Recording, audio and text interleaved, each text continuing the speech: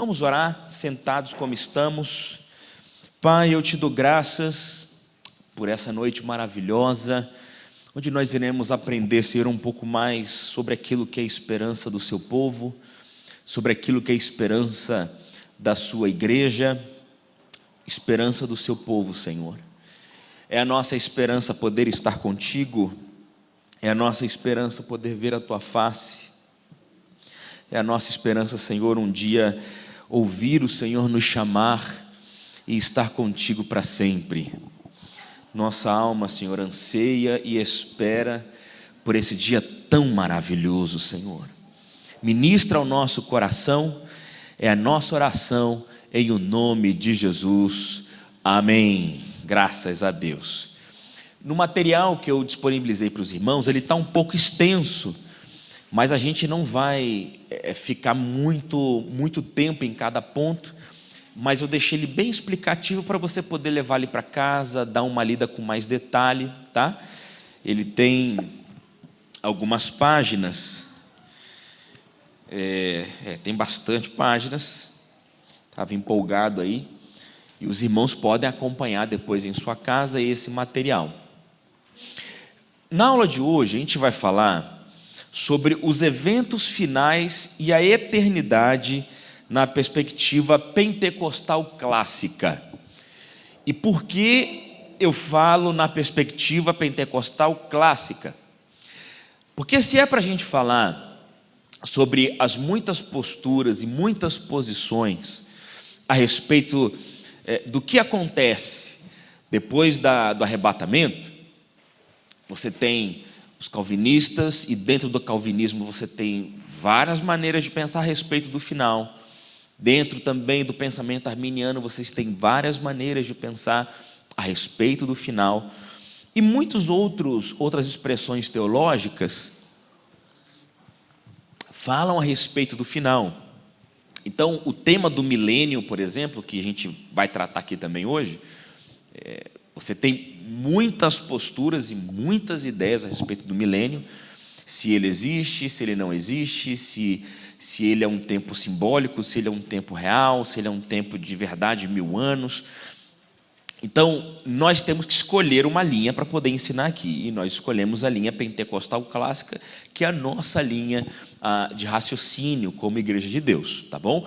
Então, não me peça para te ensinar nada além disso. Ainda que a gente entenda e saiba, a nossa ideia aqui é ensinar dentro daquilo que a gente entende como pentecostais clássicos, que somos nós, Igreja de Deus. Não sei se todo mundo sabe, a Igreja de Deus é uma igreja pentecostal clássica, ou seja, nós somos a primeira igreja pentecostal do mundo, 18 anos mais velha que a Assembleia de Deus, e nós estamos na vanguarda do pensamento pentecostal no mundo. Então eu trago aqui para os irmãos aquilo que é da nossa teologia, a teologia pentecostal, e também aquilo que a nossa teologia armínio wesleyana se limita, eu trago também aquilo que é de comum aceite no meio pentecostal. Amém? Então, a minha ideia de hoje é trazer uma flecha temporal, se é que a gente pode fazer isso, mas eu estou me atrevendo a fazer uma flecha temporal sobre o que acontece depois do arrebatamento. Então nós temos alguns eventos. A igreja sobe e vai ter um povo que fica na terra. O que acontece no céu? O que acontece na terra? Então, é exatamente sobre esses eventos que nós queremos falar.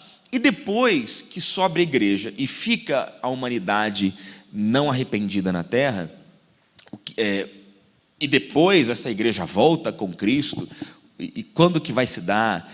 Esses eventos, até a consumação final, até a eternidade final, nós queremos listar aqui para os irmãos, para que fique bem didático na cabeça de vocês. E aí eu coloquei aqui um resumo da aula de hoje, e segura aí teu material na mão. Quem não tem o material aí agora na mão? Pronto. Se tiver em casal, por favor, peguem aí uma apostila para os dois, para poder dar material para todo mundo, mas temos aqui quem não tem. Na nossa primeira página, eu dividi em A e B. Os irmãos lembram que tanto Apocalipse como Daniel trata esse tempo de tribulação, grande tribulação, em um período de 7 anos.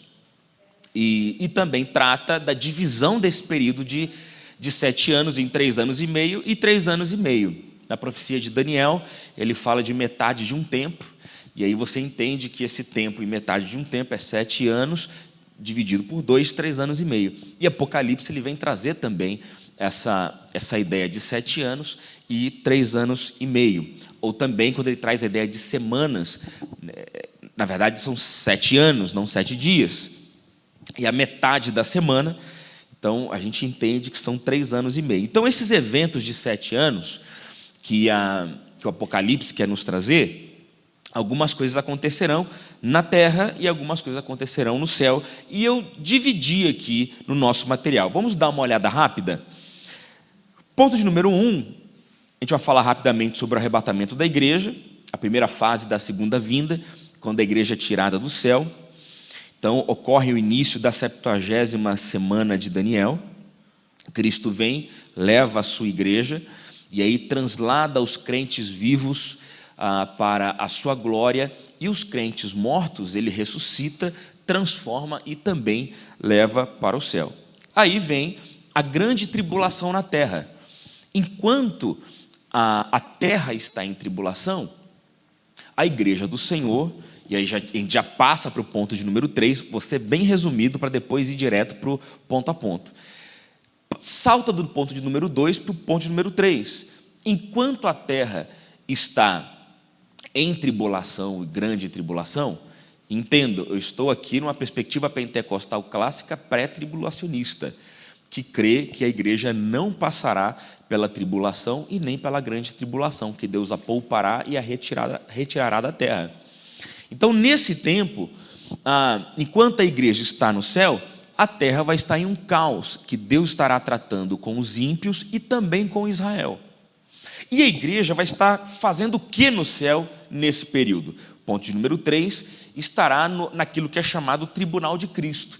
Esse tribunal acontece no céu depois do arrebatamento, e ele não é para condenação ou absolvição, ele é para distribuição de galardões, e nós iremos falar disso já já, tá? Não é o grande trono branco. O tribunal de Cristo, que é citado nas epístolas, tem a ver com a distribuição de galardão para a igreja.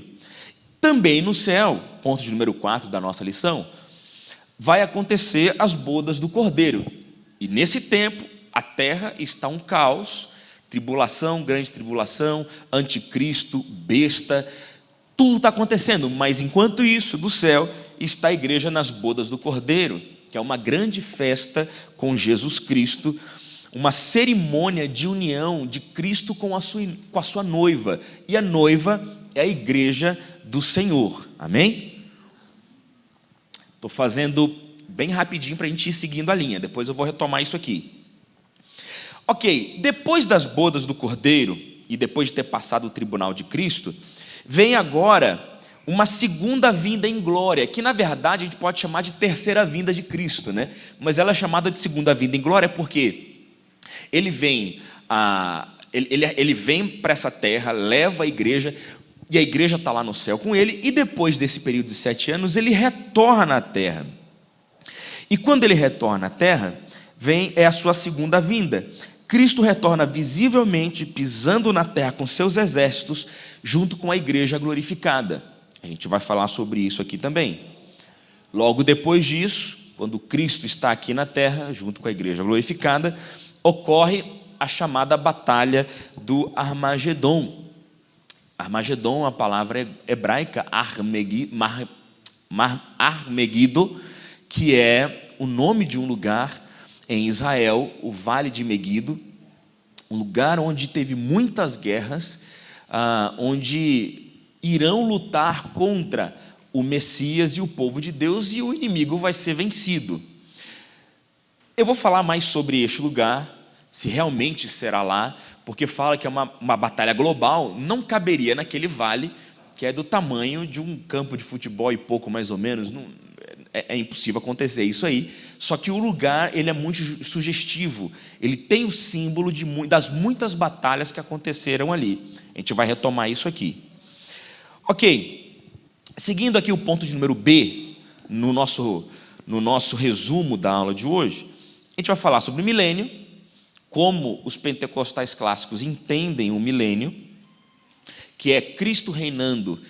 Vamos lá, ele vem com a igreja, luta a batalha do Armagedon, vence Satanás e o prende, o deixa preso por 1000 anos, e durante 1000 anos com ele preso, ele estabelece o seu reino sobre a terra em Jerusalém, e a partir de Jerusalém, ele cumpre aquilo que é esperado pelos judeus, que o Messias vai governar e dominar o mundo, governar o mundo com justiça, e então os filhos de Deus, junto com o Messias, irão governar sobre a face da terra. E nesse tempo, a influência de Satanás, ela vai ser capturada pelo Messias. Satanás vai estar preso, e aí, sem a maldade de Satanás, teremos um reino de paz, um reino de prosperidade. Embora as pessoas que nascerem nesse período, embora as pessoas que estiverem vivendo nesse período, ainda são pessoas afetadas pelo pecado de Adão, mas agora não estão mais sofrendo a influência de Satanás, porque ela está presa. Satanás está preso nesse tempo durante 1000 anos. Ok, depois de 1000 anos, Satanás é solto por um breve tempo, que é o ponto de número 8 da nossa lição. E ele é solto para enganar as nações. E quando ele é solto, mais uma vez, vem o confronto final, onde Cristo, como sempre, e eu falei no começo da nossa lição, da nossa aula, que a apocalíptica, ela serve nada mais, nada menos para dizer ao seu povo que o mal existe, mas o mal sempre é vencido pelo poder do Senhor. E sempre sendo vencido, agora Jesus vem, vence o maligno que foi solto para influenciar, e ele realmente vai influenciar, vai arrebanhar exércitos contra o povo de Deus e contra o Senhor. Porém, esse exército, o diabo e os seus anjos, serão vencidos pela última vez, e todos eles serão lançados no lago de fogo, que é a última punição e a punição definitiva para o diabo, o mal, o maligno, o pecado, tudo aquilo que é contra Deus e contra o povo de Deus. Terminou aliás, o diabo e seus anjos são lançados no lago de fogo. Terminou essa batalha e o diabo está aniquilado, lançado no lago de fogo eternamente. Agora vem o grande trono branco. O grande trono branco é quando agora Deus pega todos os homens malignos, os homens bons, os homens justos, comprados pelo sangue de Jesus, e aqueles que rejeitaram o sangue de Jesus, todos serão levados diante do trono de Deus, todos. E nesse final do grande trono branco, eu estou dando um resumo, a gente vai voltar para esse tema. Os que encontraram Jesus e têm o seu nome no livro da vida, estão salvos para sempre e podem comemorar. Porque diante do trono de Deus tem 2 livros, nós vamos ler os textos, que tem o livro das obras e o livro da vida. E pelas obras, todos estamos condenados. Pelas obras não há um justo sequer, não há ninguém. Porém, há um livro da vida, onde o nome daqueles que estão escritos ali foram alcançados pelo sacrifício de Jesus, não pelos seus méritos, mas pelos méritos de Cristo. E no grande tribunal do trono branco, serão salvos os que tiverem os seus nomes neste livro da vida, que é o livro que está registrado os nomes daqueles que foram lavados pelo sangue de Jesus, ou seja, que entregaram sua vida a Jesus, foram alcançados pela misericórdia de Deus, eles estão salvos, não pelas suas obras. E aqueles que não foram alcançados pela cruz de Cristo, que não entregaram sua vida a Jesus, que não abriram seu coração para Cristo, eles também serão lançados posteriormente no mesmo lago de fogo que Satanás e seus anjos foram colocados. Acabou o grande tribunal, aí vem a última etapa, a etapa da consumação final. A etapa da consumação final nada mais é do que o plano inicial de Deus. Ele faz novos céus e terra, um novo céu e uma nova terra. E agora você já não tem uma diferenciação entre a morada de Deus e a morada dos homens. Isso aqui é a parte mais linda da consumação da criação. Você não tem um céu de Deus e uma terra dos homens. Nessa nova criação, Deus habita com os homens habitam com Deus. Não há agora um céu e uma terra e uma divisão. Não, agora é uma nova criação onde Deus habita com o seu povo. Amém? Porque hoje nós estamos na terra. Deus está no céu. O diabo está lá, está por aí, né? Está por aí, né? Está aí fazendo o inferno na vida de todo mundo. Mas nesse tempo, haverá um lago de fogo para o diabo e os seus anjos, e eles vão arder eternamente. E esse lago não foi feito para o ser humano, mas o ser humano que não se entrega a Cristo, não teve sua vida lavada no sangue do Cordeiro, vai ser colocado neste lugar. E agora essa divisão entre homem e Deus, criatura e Deus, essa criatura que foi redimida pelo sangue de Jesus, já não vai viver numa terra e Deus no céu. Agora nessa nova criação, uma criação restaurada, uma criação glorificada, vai abrigar Deus e o seu povo. Olha que coisa maravilhosa. Sim, minha irmã. Não, literalmente. Não vai ser uma coisa simbólica. Vai ser uma nova criação onde o homem vai viver junto com Deus. Então, Ele será o nosso Deus, como diz o texto, nós seremos o seu povo, Ele será a glória dessa cidade, Ele será o poder dessa cidade, Ele nos governará, não haverá mais política para nos governar, não haverá mais presidentes corruptos para nos governar, não vai haver mais governador corrupto para nos governar. O Senhor nos governará, Ele nos pastoreará, como diz Apocalipse capítulo 5. Então, na consumação de tudo, toda a criação que foi destruída pelo pecado será refeita, porque lembrem que toda a criação que nós vemos hoje será destruída no fogo, como foi profetizado por Daniel e também Apocalipse. E essa criação destruída será refeita. Ou seja, a redenção, e gravem bem isso, a redenção final não é só para pegar o homem, tirar da terra e levar para o céu. A redenção final é Deus restaurando toda a criação. E toda a criação restaurada é redimida em Cristo. Olha que coisa maravilhosa. Cristo não veio só para te resgatar. Cristo veio também para resgatar a terra que sofreu maldição por causa do nosso pecado. E ao trazer redenção sobre toda a criação, já não há divisão mais entre terra e céu. Agora o seu povo redimido já estará junto com ele em um só ambiente. Amém?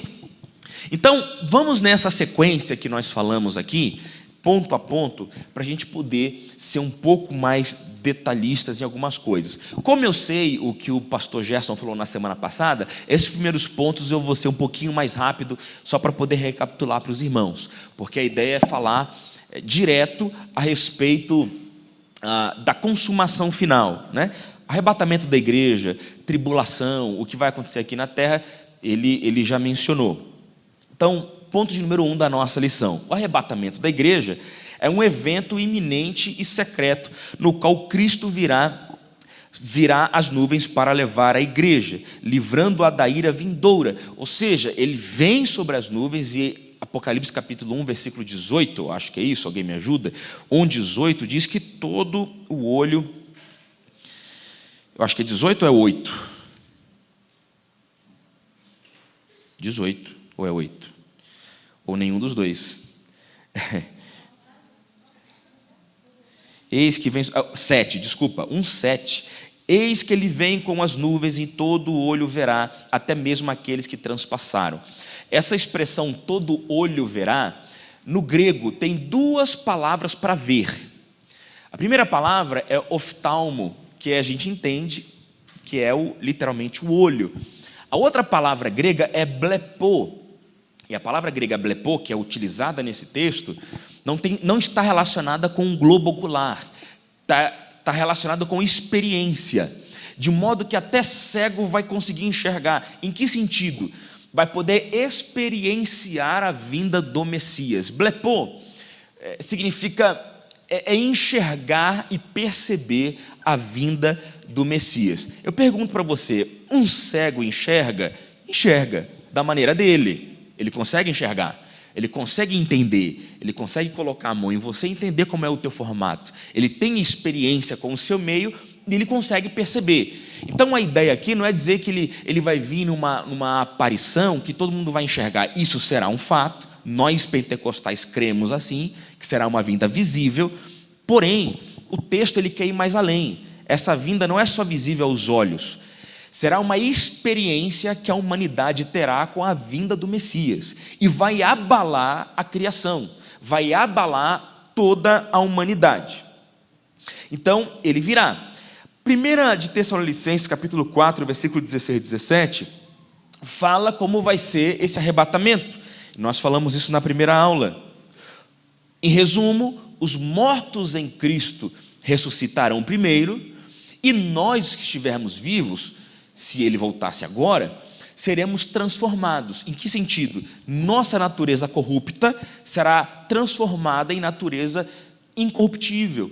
E os mortos ressuscitados e a nossa natureza transformada vai se elevar e encontrar com Cristo nos ares, conforme está escrito no texto bíblico. Então, o Senhor mesmo descerá do céu. E a palavra com alarido e voz de arcanjo é grito de comando, é um alerta, é uma sirene, é uma ordem para que os anjos do Senhor entrem em trabalho e para que os seus possam ouvir a voz do seu Criador. E a palavra arrebatado, harpazo, no grego, significa tomar a força. É como se Jesus viesse e arrancasse desse mundo maligno os seus santos. É como se ele arrombasse a porta de uma casa e tirasse a força dessa casa um povo que é seu. É literalmente um resgate. Eu ia falar sequestro, mas na verdade quem nos sequestrou foi o pecado. E vem o Senhor e nos resgata da mão do pecado. E do próprio Satanás que nos manteve em cativeiro. Então vem o Senhor, mete o pé na porta desse mundo e nos arranca deste mundo.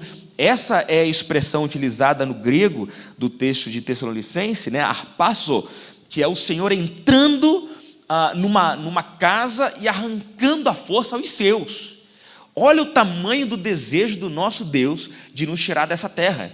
Uma terra pecaminosa, uma terra corrompida. Deus quer tirar o seu povo santo daqui para estar com Ele. E para que Ele nos faz isso? Para encontrar o Senhor nos ares, que é o último ponto aí do tópico de número 1. Eis a pantesim, que significa ser levado ao encontro, que é uma palavra utilizada para casamento. Né? É ser conduzido ao altar, ser conduzido para encontrar com o noivo. E a mesma palavra utilizada, por exemplo, na parábola das 10 virgens. É quando a noiva se encontra com o noivo. A pantesim, no grego, é o encontro. Então, ele nos arranca dessa casa de maldade para um casamento planejado com o noivo. Que coisa maravilhosa! E enquanto nós estamos nesse casamento, nas bodas do Cordeiro, a terra está em desespero. Ponto de número 2 da sua apostila. Simultaneamente ao que está acontecendo no céu, estão me acompanhando? Simultaneamente às bodas do Cordeiro e o tribunal de Cristo, algo está acontecendo aqui na terra. Então, a igreja está no céu em comemoração nas bodas do Cordeiro. Não me pergunte como é essa boda do Cordeiro. Se você quer ser bem carnal e bem humano nessa hora, lá vai ter bolinho de chuva, lá vai ter suco de uva à vontade, lá vai ter um monte de coisa gostosa. Carne de cordeiro. Mas como a Bíblia diz que aquilo que o olho não viu, o ouvido não ouviu e não subiu ao coração do homem são as coisas que Deus preparou para aqueles que o amam, eu imagino que nem Doritos vai ter no céu, nem sucrilhos, né? Para nossa tristeza, se bem que eu não estou comendo e por isso que eu perdi 20 quilos. Então, vai ser maravilhoso. E enquanto a igreja estará nessa maravilha eterna, junto com o Senhor, a terra está em um grande caos. E começa então aquilo que são as chamadas 70 semanas de Daniel, ou então os 7 anos de tribulação e grande tribulação. Daniel capítulo 9, versículo 27, você pode abrir a sua Bíblia aí, também tem na sua apostila, você pode acompanhar pelo material que eu preparei para você. E ele firmará aliança com muitos por 1 semana e metade da semana. O que é isso? Por 1 semana. E na metade da semana fará cessar o sacrifício e a oferta de manjares. E sobre a asa das abominações virá o assolador. O que ele está querendo dizer? Que haverá um acordo que vai trazer uma certa paz durante 3 anos e meio, que é essa tal metade de semana de Daniel.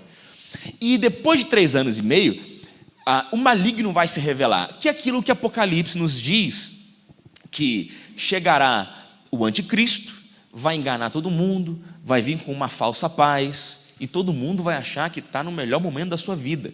Mas depois de 3 anos e meio, ele vai mostrar a sua verdadeira cara, e junto com a besta, mostrando a cara também maligna da besta, vai infligir um sofrimento terrível sobre a humanidade. E quem estará na humanidade sofrendo aqui?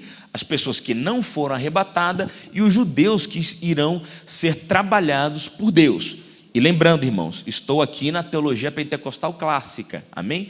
Que nós cremos. E sem a graça. E é bom essa colocação que a evangelista Neuza fez, porque nesse tempo a graça, as portas da graça serão fechadas. Por que é importante falar isso? Porque embora hoje nós estejamos vendo a mão de Deus pesando sobre muita gente, muita coisa acontecendo, ainda existe graça.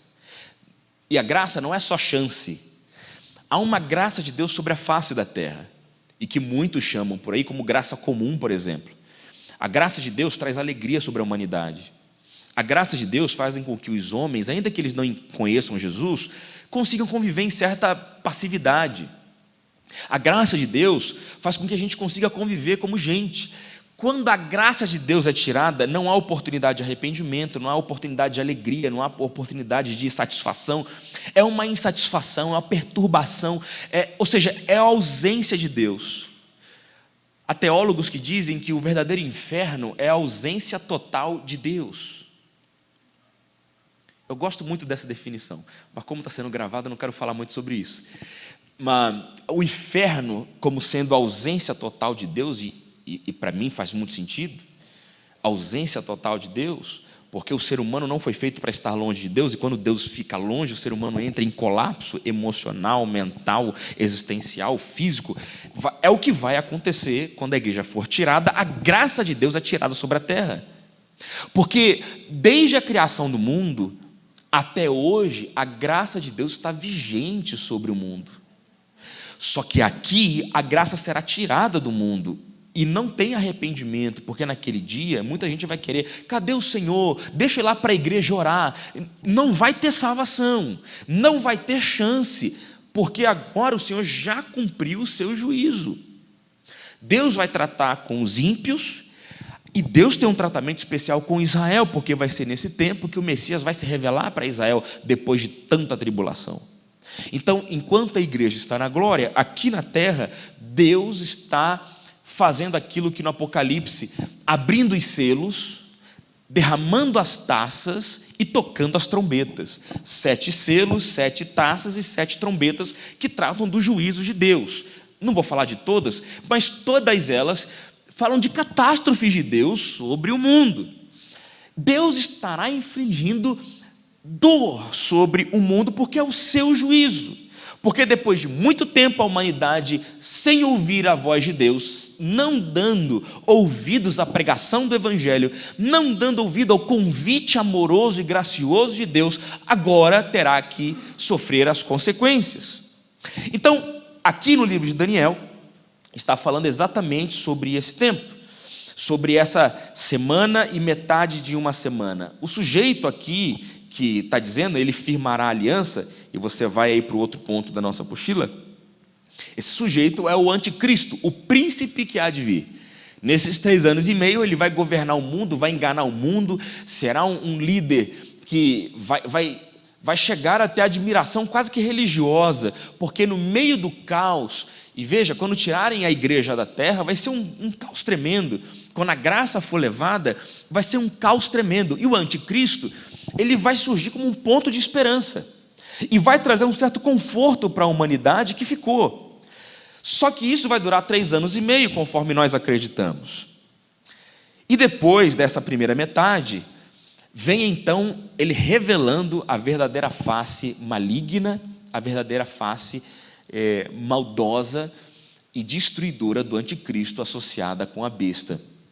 E aí então a humanidade vai ter um sofrimento tão agudo, que o texto bíblico diz que pedirão a morte e não a encontrarão, se esconderão em cavernas e pedirão que as pedras caiam sobre as cabeças, e isso não será possível, e eles terão um sofrimento agudo naquele tempo. Muito bem, então a terra está em sofrimento, e lá no céu, nesse período de 7 anos, está acontecendo então o tribunal de Cristo, e esse tribunal de Cristo não é dito em Apocalipse, mas é dito, e nem em Daniel, mas é dito em 2 de Coríntios, capítulo 5, versículo 10, e 1 de Coríntios, capítulo 3, versículo 13 e 15. E você pode ler comigo aí na sua apostila. 2 de Coríntios 5,10. Porque todos devemos comparecer ante o tribunal de Cristo. O tribunal de Cristo no grego é bemá. Bemá é o lugar que o Senhor distribui como diz, os prêmios, medindo as obras do seu povo, medindo avaliação, avaliando a qualidade da vida cristã e espiritual do seu povo. Então, pastor, eu recebi Jesus Cristo e eu sei que vou para o céu, então eu posso descansar. Claro que se você pode descansar, teu coração tem essa segurança que você pertence a Cristo, mas a nossa Bíblia em 2 de Coríntios 5,10, 1 de Coríntios 3, 13 e 15, diz que a obra de cada um se manifestará. Na verdade, o dia a declarar, e o dia está em letra maiúscula, o dia a declarará, porque pelo fogo será descoberta, e o fogo provará qual seja a obra de cada um.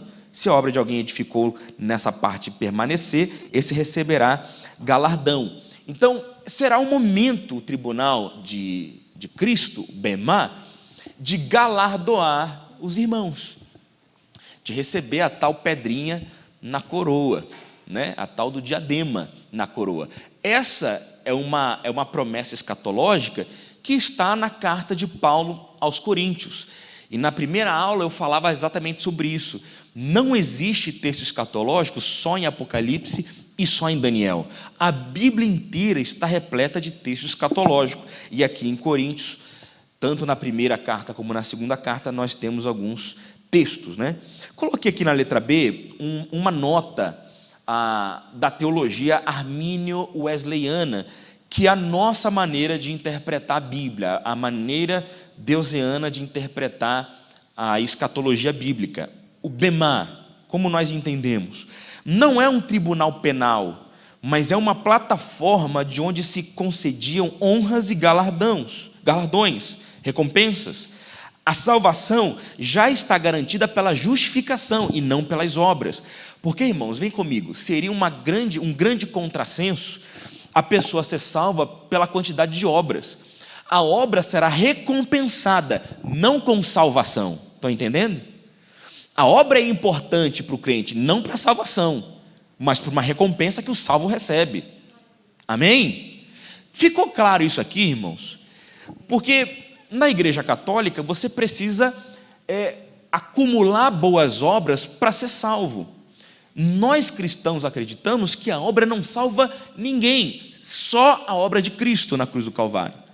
Só que a obra de justiça do crente lhe confere premiação numa salvação que já lhe foi dada, mas a sua obra não lhe pode salvar, porque o ímpio também pode fazer obra de justiça. Amém? E isso, Paulo e Tiago falam isso. A obra, ela não pode salvar ninguém, mas o salvo, ele expressa obras. E essa obra, ela será recompensada. Por isso que o apóstolo diz que o vosso esforço não é vão no Senhor, porque Ele enxerga o que você faz, Ele enxerga o seu esforço, Ele vê a igreja que se aplica na obra do Senhor. Então, haverá o tribunal de Cristo. E depois do tribunal de Cristo, tem as bodas do Cordeiro, como eu falei no início da nossa aula, nessa revisão geral. Apocalipse 19, 7 e 9. Esse aqui é o clímax da união entre Cristo e a sua igreja, que ocorre no céu logo depois do tribunal de Cristo. Depois desse grande tribunal, o Senhor Jesus ele vai comemorar com a gente. O pau está comendo aqui na terra e a igreja está comemorando lá em cima, dando glória a Deus, aleluia, cantando. E aí, para os mais carnais, vai ter coxa de cordeiro, vai ter coisas para você comer, né? Vai ter dança, vai ter harpa. Eu não acredito que vai ser assim, mas alguns pensam que vai ser desse jeito aí, né? Vai ter pagode, vai ter funk. Tomara que não. Então, nas bodas do Cordeiro, Apocalipse 19, 7 ou 9, está escrito assim: regozijemo-nos e alegremo-nos, e demo-lhes glória, porque vindas são as bodas do Cordeiro, e já a sua esposa se aprontou. Quem é a esposa? A igreja. E foi-lhe dado que se vestisse de linho fino. A gente já vai falar desses elementos desse texto. Puro e resplandecente, porque o linho fino são as justiças dos santos. E disse-me, escreve, pois bem-aventurado aqueles que são chamados à ceia das bodas do Cordeiro. Aí, ponto de número B, da sua apostila aqui do tópico 4. Esses elementos da união nas bodas do Cordeiro, que na verdade é o casamento, né, que é o casamento entre a igreja e Cristo, a esposa aprontada do texto simboliza a recompensa, a consumação, é o adorno da santificação. Ela bem adornada, bem vestida, é o trabalho de Cristo sobre ela. O linho fino é o traje de gala da noiva. Hoje, irmãos, ninguém usa linho, até porque todo mundo quer andar com a roupa daquele jeito, né?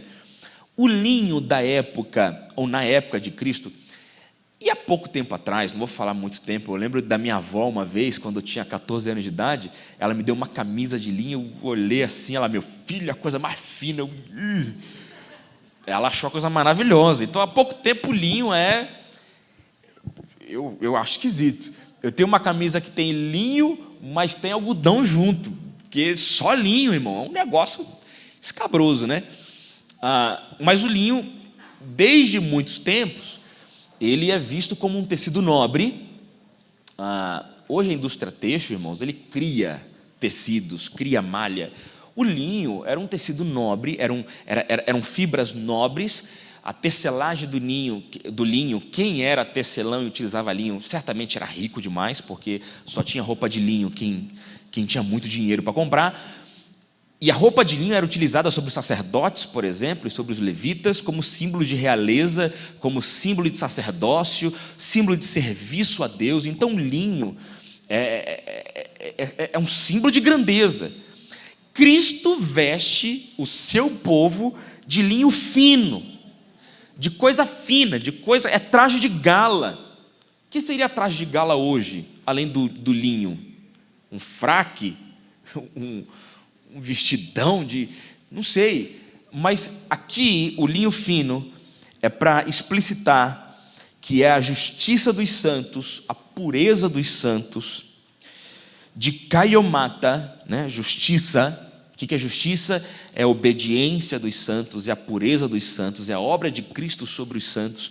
Agora os santos estão vestidos de majestade, ungidos por Cristo, lavados por Cristo, trabalhados por Cristo, todos diante de Cristo. Sim.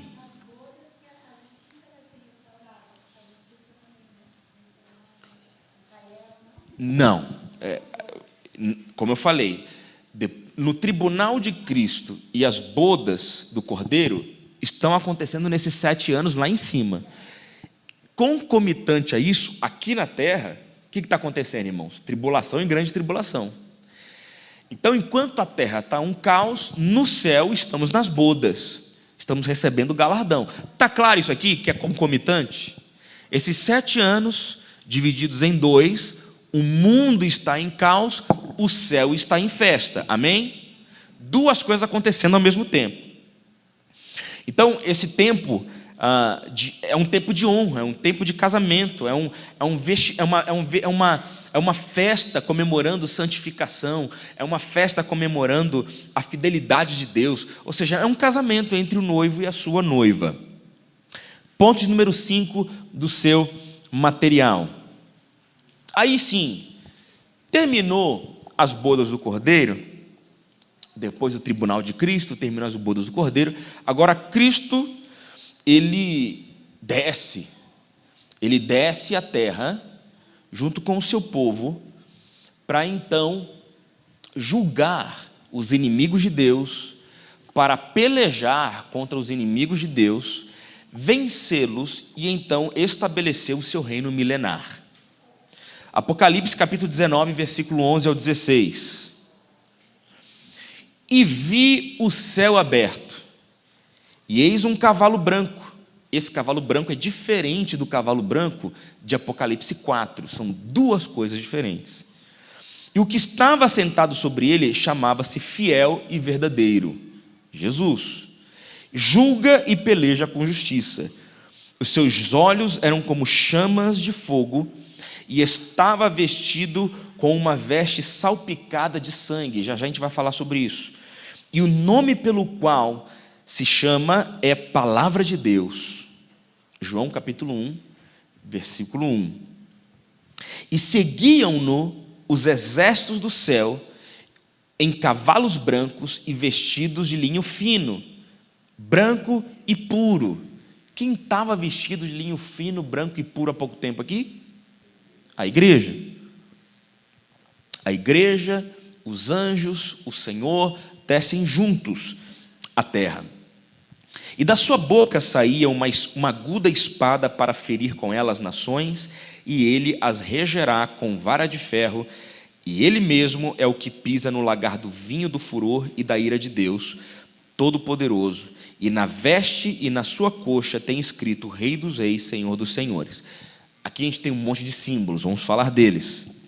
Fiel e verdadeiro, Palavra de Deus, são títulos de Cristo, títulos do Messias, que atestam a divindade e a autoridade de Cristo como juiz, rei e guerreiro. Ele vem para julgar, vem para guerrear e posteriormente ele vem para reinar em seu reino milenar. Ele vem vestido com vestes salpicadas ou salpicada de sangue, indica o juízo violento que ele executará sobre os seus inimigos. Ou seja, ele vem, irmãos, como guerreiro, ele vem com roupa de guerra para poder julgar os inimigos de Deus. O exército do céu é a igreja vitoriosa que vem com ele, Apocalipse 19, 8, representando a igreja, desce com Cristo para reinar, e Rei dos Reis e Senhor dos Senhores é uma reivindicação da sua soberania universal na terra, em cumprimento da profecia de Zacarias 14, 4. Rei dos Reis, porque até então Satanás ele veio governando sobre a terra, fazendo aquilo que ele queria sobre a terra, porém está vindo aquele que é o verdadeiro rei sobre todas as coisas, o verdadeiro Senhor sobre todas as coisas, e aquele que tem em suas mãos o livro da nossa história, o livro selado com 7 selos e tem poder de editar e transformar a história. Ele vem como Rei dos Reis, não mais como carpinteiro de Nazaré, não mais como cordeiro sacrificado na cruz, ele desce como guerreiro e rei de reis, e ninguém pode subsistir ao seu poder. Muito bem, aí a gente entra então agora no ponto número 6 da nossa apostila. Jesus está na terra com a sua igreja, seus anjos, todo o seu exército pronto para a batalha do Armagedon. Apocalipse capítulo 19, versículo 19 e 21. Essa é a batalha definitiva de resistência dos exércitos do anticristo e dos reis da terra contra o Cristo em sua vinda. Veja que na batalha do Armagedon, você não tem só os inimigos espirituais, você também tem a terra contra o próprio Messias, reis malignos contra o próprio Messias. Mas como é que pode a humanidade se voltar contra o seu próprio Salvador? Lembrem-se, a igreja já subiu, não há graça sobre a terra, e o ser humano sem graça e possibilidade de graça, ele se transforma tudo aquilo que o diabo quer que ele se transforme. Então você está vendo aqui, gente, a imagem e semelhança do cão lutando contra o Salvador do mundo. Como está sendo gravado, a imagem e semelhança de Satanás. A irmã riu ali. Amém, irmãos? Então, haverá uma grande batalha, chamada de a Batalha do Armagedon, entre Jesus e os seus exércitos contra os reis da terra e, claro, contra os inimigos espirituais, que estarão ali preparados para um grande confronto. Apocalipse, capítulo 19, versículo 19 ao 21. E vi a besta, e os reis da terra, e os seus exércitos reunidos, para fazerem guerra àquele que estava assentado sobre o cavalo e o seu exército. Ou seja, Jesus, a sua igreja e os anjos do Senhor. E a besta foi presa, e com ela o falso profeta, que diante dela fizera os sinais com que enganou os que receberam o sinal da besta e adoraram a sua imagem. Estes dois foram lançados vivos no lago de fogo, que arde com enxofre, e os demais foram mortos com a espada que saía da boca do que estava assentado sobre o cavalo, e todas as aves se fartaram com suas carnes. Ou seja, a batalha é vencida pela palavra de Jesus. Jesus, ele emite uma palavra e todos os exércitos do inimigo são destruídos de uma só vez pelo poder de Jesus Cristo. O local aqui, e eu coloquei no ponto de número B, um asterisco, que é um lugar simbólico de peleja, chamado de Armagedon, Armegido. Apocalipse 16, chama esse lugar de Armegido ou Armagedon. É o lugar de reunião estratégica, onde os exércitos mundiais se concentrarão para desafiar a Deus. E aí a gente entra num sério problema, como eu falei, de lugar. Porque é impossível você conseguir colocar naquele lugar pequeno todos os exércitos do mundo para poder lutar. Não tem como. Então se entende que o escritor utiliza a ideia de Armagedon, porque Armagedon significa Megido, né? Megido é um lugar em Israel, é um lugar forte, onde teve muitas guerras ali, é um lugar conhecido por ser lugar de guerra. Então ele utiliza esse símbolo como um lugar de batalhas. Então essa batalha vai ser mundial, essa batalha vai ser global, onde o Filho de Deus, Jesus Cristo, destruirá toda a força maligna em toda a terra. A batalha não é um conflito prolongado, segundo ponto, mas a destruição é imediata dos exércitos humanos pela palavra de Cristo. A palavra é essa espada que sai da boca de Cristo. Então, não vai ter ninguém pegando espada na mão. Não, Jesus abre a tua boca, ele fala e todo mundo cai no chão por terra. Ou seja, é uma batalha que não é batalha, né? Uma batalha que não é batalha. Que uma batalha que você pressupõe? Um inimigo fazendo uma força contra um outro exército, e aí um empurra daqui, aí um vence e tal. Não tem batalha. Se preparam para a batalha, mas a batalha já é vencida, porque ninguém consegue fazer frente ao poder de Jesus Cristo. Ninguém, porque com o poder da sua palavra ele cria céus e terra, e com o poder da sua palavra ele pode desfazer tudo também. Então, e por isso que eu fico às vezes meio chateado com alguns comentaristas bíblicos, dizendo que vai ser uma batalha entre que os exércitos do diabo e de Deus entrarão em conflito, e quando o exército de Deus parece que vai estar perdendo, Jesus vem. Não tem essa. Não tem a mínima possibilidade de ter sofrimento numa batalha contra Cristo. Uma palavra e os exércitos inimigos se derreterão e morrerão pela palavra de Jesus. E aí diz que o anticristo, o falso profeta, a besta, o que é chamado de trindade do inferno, né? O falso profeta, anticristo e a besta serão aniquilados, e todo esse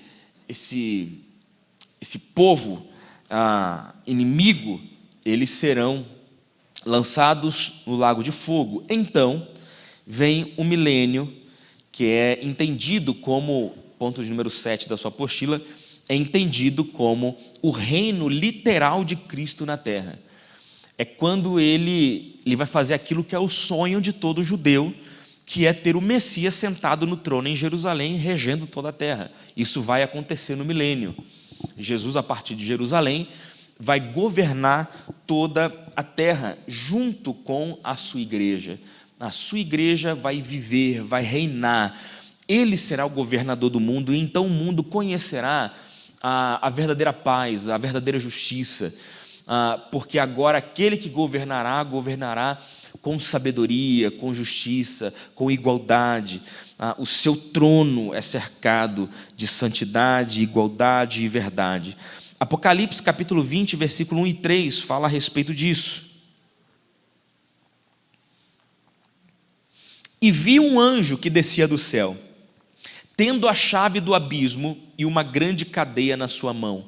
Ele prendeu o dragão, a antiga serpente, que é o diabo, Satanás, e amarrou por 1000 anos, e lançou no abismo, e ali o encerrou, e pôs selo sobre ele, para que mais não engane as nações, até que os 1000 anos se acabem, e depois importa que seja solto por um pouco de tempo.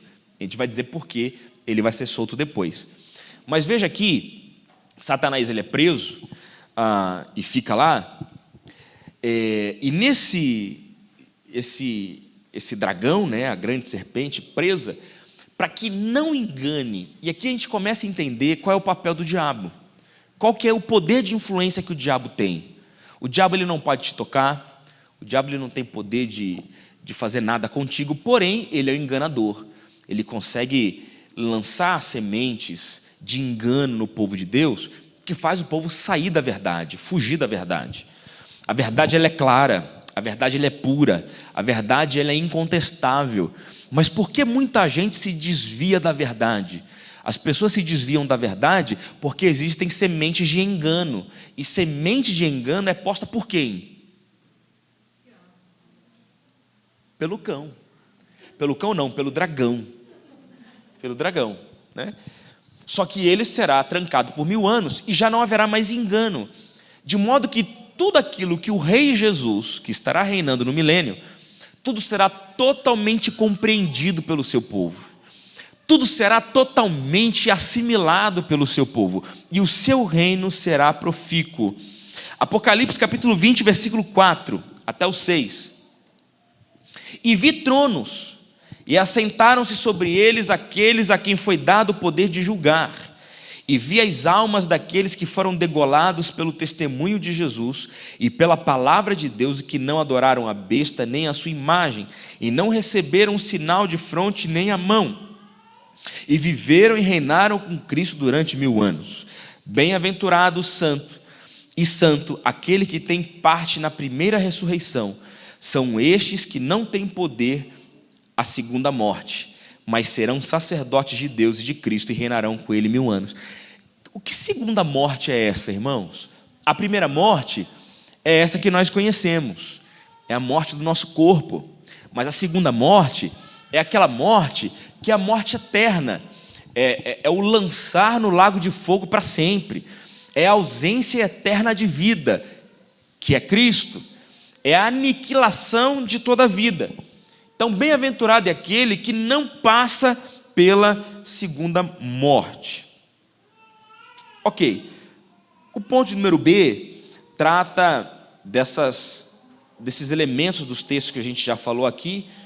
Fala do tempo de duração, 1000 anos de reinado, a prisão de Satanás para não influenciar o povo que será governado por Cristo.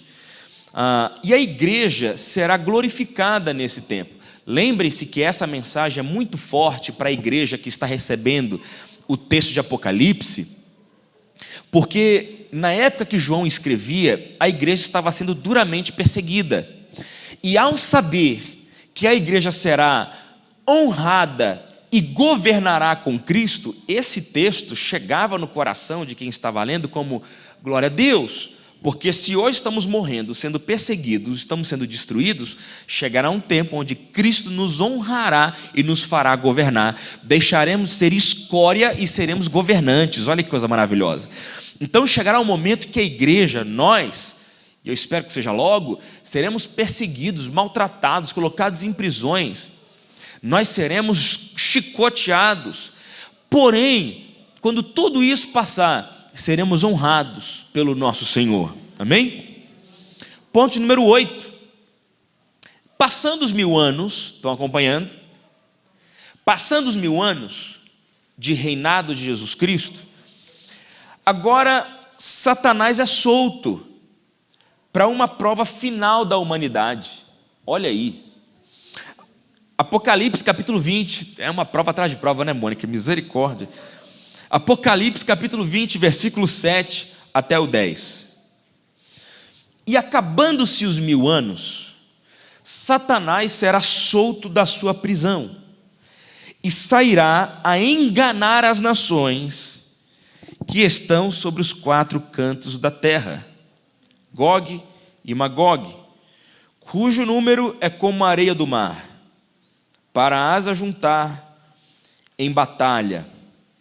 E subiram sobre a largura da terra e cercaram o arraial dos santos e a cidade amada, Jerusalém. E desceu fogo do céu e os devorou. E o diabo que os enganava foi lançado no lago de fogo e enxofre, onde já estavam lá besta e o falso profeta, e de dia e de noite serão atormentados para todo sempre. Ponto de número B, a gente vai explicar um pouco esses elementos. Essa soltura, ela é vista em Apocalipse como uma prova de lealdade daqueles que estão diante de Jesus, dos nascidos durante o milênio. Aqueles que nasceram durante o milênio serão provados,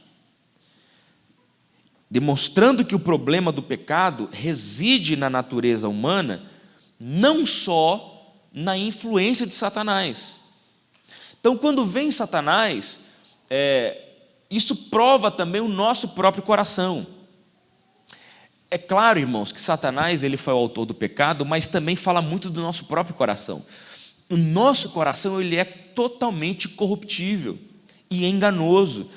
E eu sempre falo quando eu tenho oportunidade, não confie em si. O medo que me dá quando alguém me fala, pastor, pode ter uma certeza, eu sou reto e comigo é assim. Eu falo, oh meu Deus, Pedro era do mesmo jeito, jamais te negarei. Virou a página, o que aconteceu, Pedro? Cheio do Espírito Santo aqui, passou a página, para trás de mim Satanás, uai, mas era o mesmo Pedro.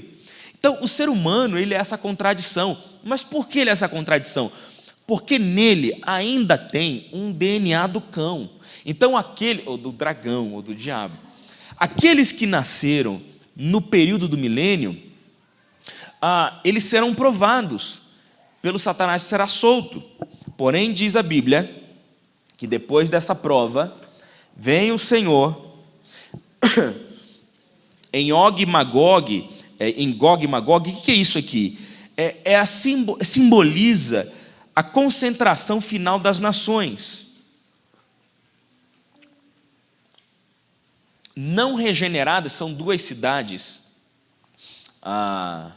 conhecidas da Bíblia por serem cidades corrompidas, pervertidas. Então esse povo está reunido em Gog e Magog, mas veja, é símbolo também, porque não tem como colocar em 2 cidades como essas, cujo diâmetro, a área geográfica é pequena, Não tem como, e como eu sempre falo, não leve ao pé da letra do que está em Apocalipse. O que está querendo dizer é que isso aqui é reunião de todos aqueles que foram rebeldes. Então vem Cristo mais uma vez em outra batalha, entre aspas. Agora pega aí sim o diabo enganador e os enganados e lança Satanás e os enganados infiéis todos no lago de fogo e enxofre para serem atormentados junto com o anticristo e a besta para todo sempre. Amém? O falso profeta, aliás, para ficarem lá para todo sempre. A punição é eterna e consciente. Então, irmãos, não queira a condenação eterna, porque a condenação eterna não é deixar de existir, é ter consciência do castigo e vivê-lo eternamente. Você consegue ter ideia do que é isso? Eu tenho certeza que não, porque ser finito, como eu e você, não consegue ter ideia do que é eternidade. Nós não fomos preparados para compreender a eternidade. A gente vive aí no máximo 80, 85 anos, 90 fazendo hora extra. Fazendo hora extra. 80 anos, irmãos, é uma gota no oceano. Se você reclama de 8 anos de sofrimento, de 1 ano de sofrimento, 8 meses de sofrimento, seja lá qual vai ser o sofrimento de tormento, imagine eternidade em sofrimento. É difícil entender, mas é isso que está preparado para aqueles que não abriram o coração para o Senhor e deixaram ser enganados pelo enganador. Ok, terminou isso, agora vem um último juízo. Vem o último juízo. Desculpe, irmãos, eu cometi um erro aqui. Eu falei que eram lançados para o lago de fogo Satanás, a besta e o falso profeta, e aqueles que se corromperam. Não, os que se corromperam ficam para o grande trono branco, tá? Cometi um erro. Antes vai o capiroto, o falso profeta e a besta. Agora a gente passa para o grande trono branco, que é o último e definitivo tribunal que vai julgar toda a criação. Apocalipse capítulo 20, versículo 11 ao 15. E vi um grande trono branco. Vou fazer algumas intervenções. Grande trono branco. O que é isso? É um símbolo, sendo que grande porque ele é absoluto e poderoso, branco por ser santo e justo, ou seja, Deus ele não julga por achar, é por conhecer e é justo, é grande porque é soberano. E o que estava sentado sobre ele, de cuja presença fugiu os céus e a terra e não se achou lugar para eles, e vi os mortos, grandes e pequenos, que estavam diante do livro, e os livros foram abertos. Ou seja, está dizendo aqui que diante desse julgamento, o mar vai devolver os seus mortos, inclusive Ulisses Guimarães.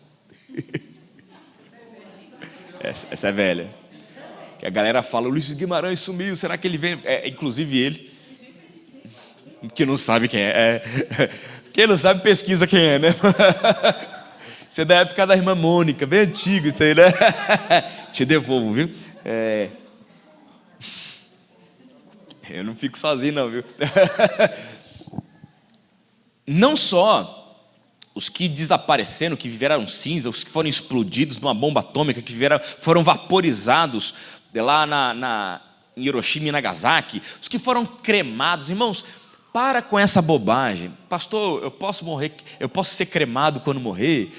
Não, porque eu tenho que ser enterrado com o meu osso para Deus poder usar para com essa bobagem. A ressurreição é um grande milagre. Milagre, irmãos. Deus não precisa da tua ajuda para nada. Para nada. Ele sabe que você existe, Ele sabe aonde você foi, aonde você foi parar. A terra vai ter que dar um jeito de achar a poeira cósmica tua em algum canto e devolver. Quando Ele disser, entregue o corpo do fulano que virou poeira, da Beth que quis ser cremada, pega lá, né, pessoal que jogou as cinzas dela em Fernando de Noronha em cima de um avião. Onde é que foi parar a cinza dela? Não sei, o mundo vai ter que devolver.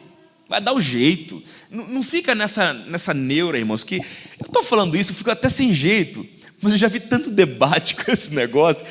É infrutífero e sem sentido, irmãos, é sem sentido.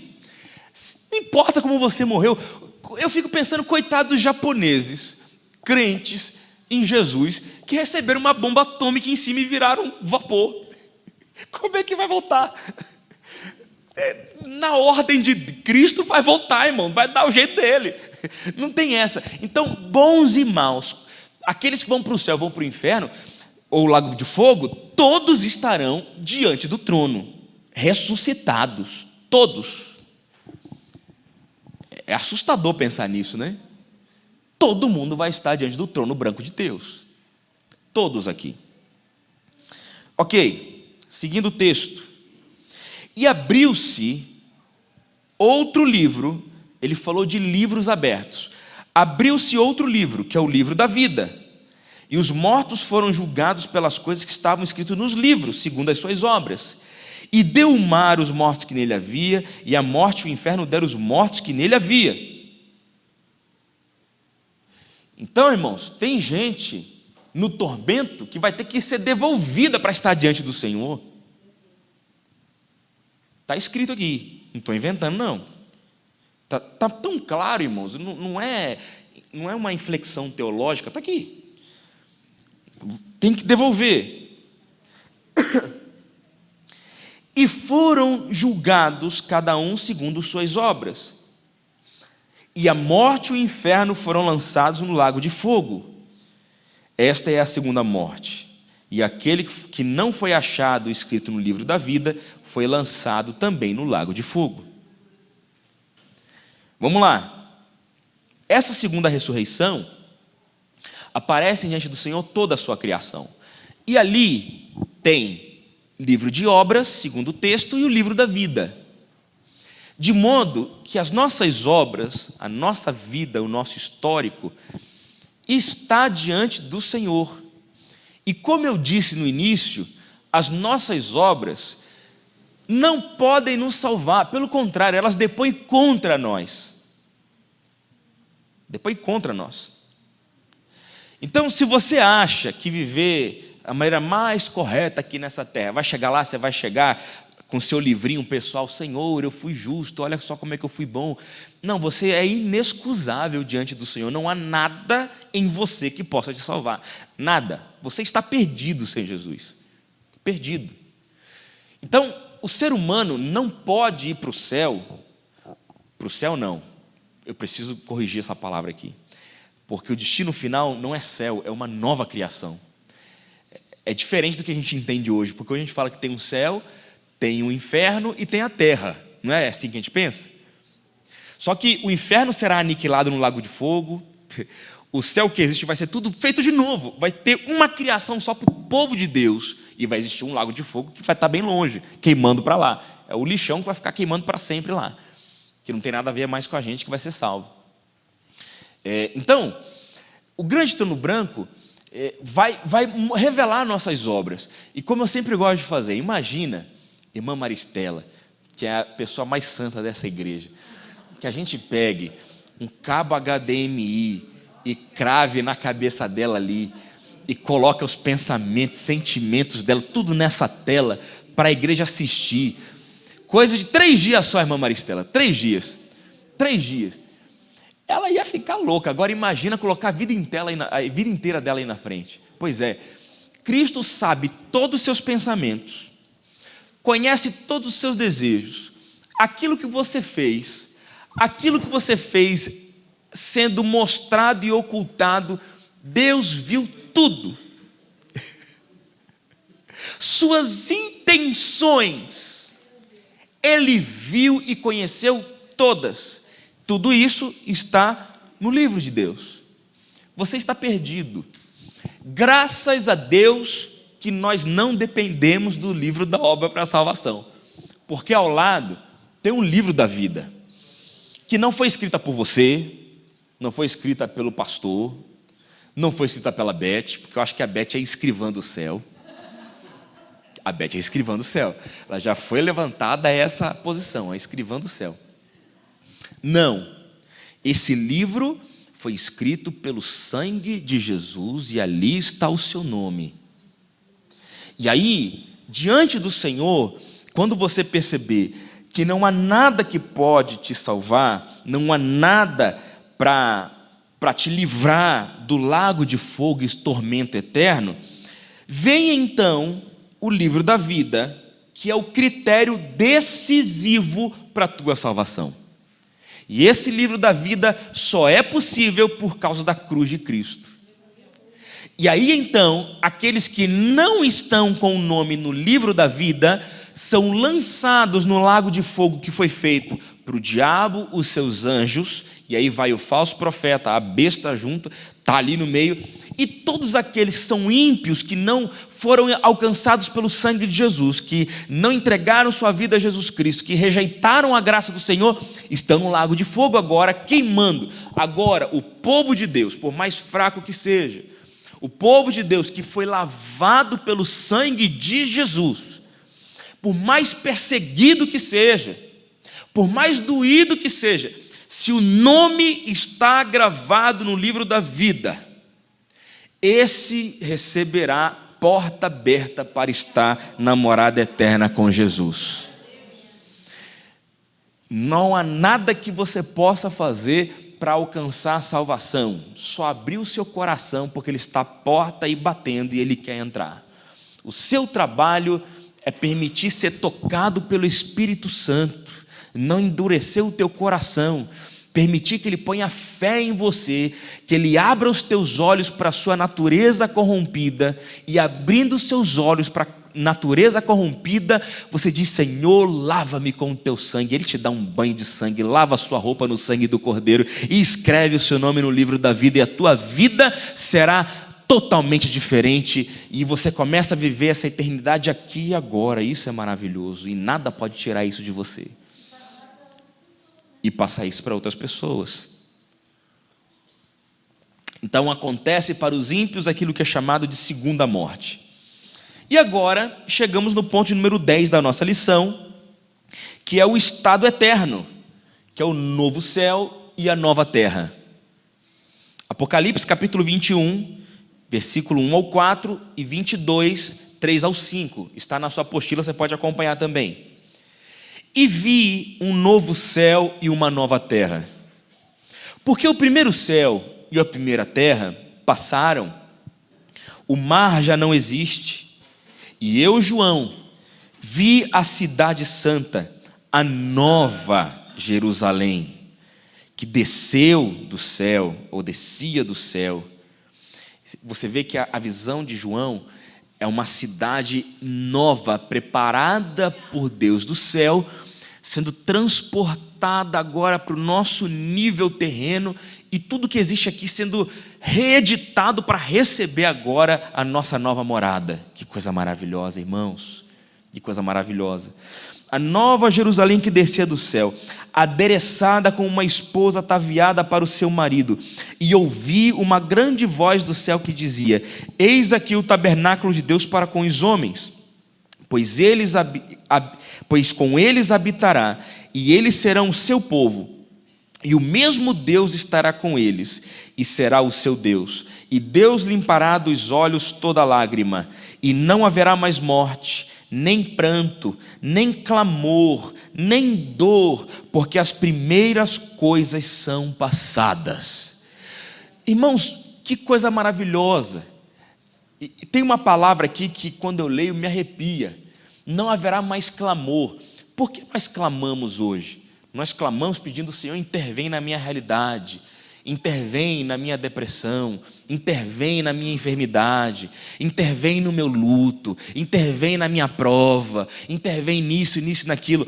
Nós não clamaremos mais porque estaremos com Ele, não haverá necessidade para clamar, é uma comunhão maravilhosa e a presença de Deus elimina o clamor.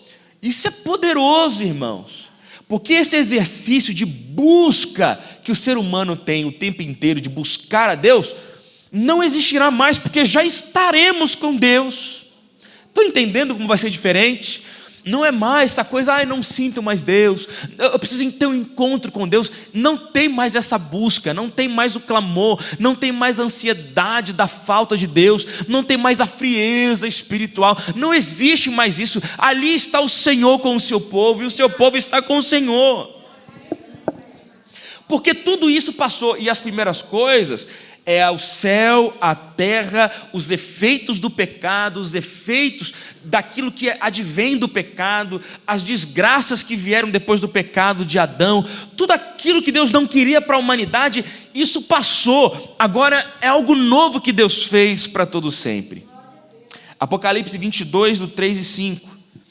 E ali, olha que coisa maravilhosa, nunca mais haverá maldição contra alguém. Deixa eu fazer uma parada aqui. Irmãos, lembram que depois do pecado de Adão e Eva, o que veio depois do pecado? Maldição. Maldição sobre quem? Sobre a terra, sobre a serpente, sobre a mulher, sobre o homem. Ou seja, foi maldição para tudo quanto é lado. Deus está dizendo para nós aqui: ali não haverá mais maldição. Hoje nós podemos viver numa terra sob a influência da maldição de Deus. Só que agora no novo céu e na nova terra, nós vamos agora começar a viver num lugar que não tem mais o efeito da maldição. E aí, irmãos, você não consegue entender isso porque nós nascemos no pecado, vivemos num mundo de maldição, em uma atmosfera de maldição, e ainda nisso nós ainda vivemos graça de Deus. Ainda nessa coisa toda, temos graça. Agora, nesse dia, não tem resquício de maldição, não tem resquício de maldade, e nela está o trono de Deus e do Cordeiro, ou seja, o governo é todo dele. Não tem governo do diabo, não tem governo do homem, não tem governo corrupto. O governo está na mão de Deus e do Cordeiro, o Pai e o Filho cuidando de todas as coisas. E os seus servos o servirão e verão o seu rosto. Deixa eu fazer outra pausa aqui.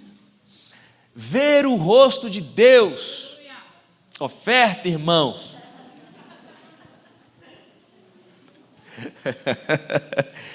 Ver o rosto de Deus é o desejo do ser humano desde sempre.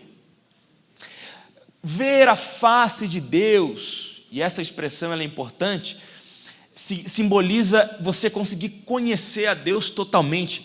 O ser humano não pode conhecer a Deus totalmente, porque um ser finito não compreende um ser infinito. Ninguém consegue esquadrinhar a mente do Senhor, como disse o apóstolo Paulo em Romanos.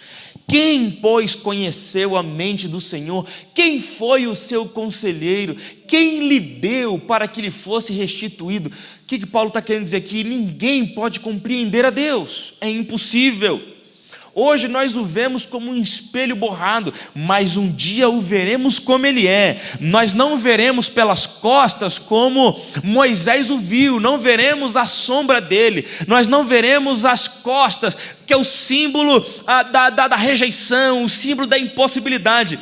Ali veremos o seu rosto, veremos a identidade. O seu povo não tem pecado para impedir a comunhão completa. Não haverá barreira para uma comunhão completa com o Senhor. Se seres tão poderosos e santos como os serafins cobrem o rosto diante da majestade, o Senhor está dizendo que nós o veremos face a face, cara a cara. É o presente para aqueles que forem fiéis até o final. E na sua testa estará o seu nome. Espera aí, pastor, a gente vai ter uma tatuagem? Não, é um símbolo de pertencimento, de identidade. É um símbolo de pertencimento e identidade. Ter na frente, ter no outdoor da vida, um novo nome, o nome de Deus, aliás, gravado na gente para dizer: esse é o meu povo, eu comprei, eu adquiri, eu remi, eu trouxe para cá, eu vesti de branco, eu coloquei uma nova vida, eles são meus, é propriedade minha. O que ele está querendo dizer aqui é que nós seremos o seu povo, e ali não haverá mais noite. Ai, pastor, mas à noite como é que a gente vai dormir? Olha a cabeça das pessoas. Se preocupa com isso não, irmãos. Se preocupa com isso não. A dinâmica vai ser outra. Vai ser uma coisa diferente. Sei lá se o brilho vai ser amarelo, se vai ser azul, se vai ser... Não me interessa como é que vai ser isso. A eternidade é espiritual, irmãos. Não tenta humanizar o que vai ser o céu. A gente fica tentando pegar a palavra da Bíblia, que nada mais é do que a tradução possível de um Deus impossível, de uma eternidade impossível. A Bíblia tenta traduzir. Só que, irmãos, lá você vai entender aquilo que é incompreensível. Por isso que o apóstolo Paulo diz que quando ele chegou lá, ele viu coisas inefáveis à compreensão humana. Ele não falava porque é impossível o ser humano conseguir entender o que tem lá. Não dá para a mente humana entender. Então, não se avexe. Espere o dia.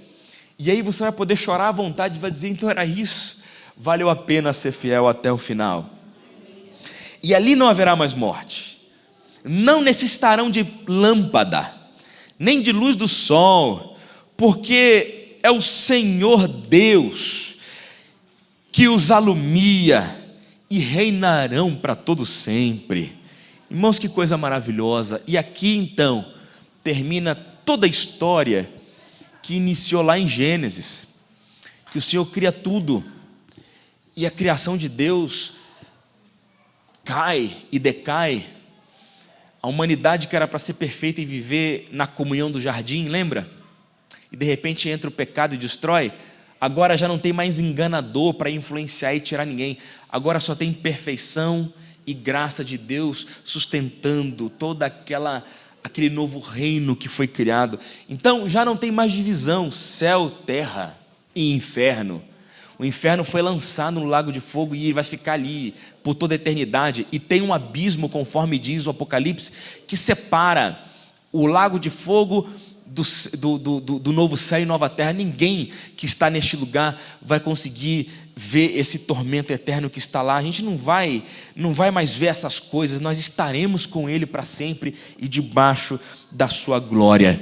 Então, recapitulando, irmãos, voltando lá no começo da sua apostila, para a gente terminar, vamos ser bem rápidos e falar mais uma vez a flecha temporal, conforme a teologia pentecostal clássica. A igreja será arrebatada, e quando ela for arrebatada, aqui na terra terá tribulação por 3 anos e meio, e depois uma grande tribulação. Lá no céu, enquanto aqui durante 7 anos o mundo está em tribulação, em grande tribulação, sofrendo com o anticristo, besta e falso profeta, a igreja está recebendo galardão, está sendo abençoada e comemorando nas bodas do Cordeiro. Nada mais é do que um grande casamento da sua noiva com o noivo. Só que aí, depois desse período de 7 anos, a igreja desce com o Senhor, e ao descer com o Senhor, vem para uma batalha, e nessa batalha Satanás é envergonhado, o anticristo, o falso profeta e os exércitos mundiais são destruídos pela palavra de Jesus. Então ele estabelece o milênio. Durante 1000 anos ele governa sobre o mundo, um governo de justiça, e o diabo está preso. Depois de 1000 anos, Satanás é solto para enganar, ou para ir atrás daqueles que nasceram no milênio, para provar esse povo. E ele vai levantar todo um povo rebelde contra os exércitos do Senhor. E ao levantar esse povo rebelde, aliás, o povo de Deus para a batalha, vence a batalha, lança no lago de fogo o falso profeta, a besta, o anticristo. Pode beber, minha filha, não tem problema não, bebe, minha filha. O anticristo. E então vem o grande trono branco. O grande trono branco, aleluia. O grande trono branco onde todos ressuscitados diante de Jesus são julgados segundo as suas obras. E todos ali verão que é impossível a salvação eterna sem a obra de Cristo. É então que se abre o livro da vida, e o livro da vida é o que garante a nossa salvação eterna. E então, após o grande trono branco, nós vivemos num novo céu e uma nova terra, onde não há separação entre Deus e a sua criação. O ser humano agora, que vive nessa separação, já não viverá mais. Deus está no nosso meio, Ele habita no meio, e o povo está diante dEle para todo sempre. Amém? Glória a Deus! Quem espera esse dia maravilhoso aqui, dá um glória a Deus. Quem está ansioso por esse momento maravilhoso, diga: Maranata! Vem, Senhor Jesus. Vamos ficar de pé? Glória, Senhor Jesus.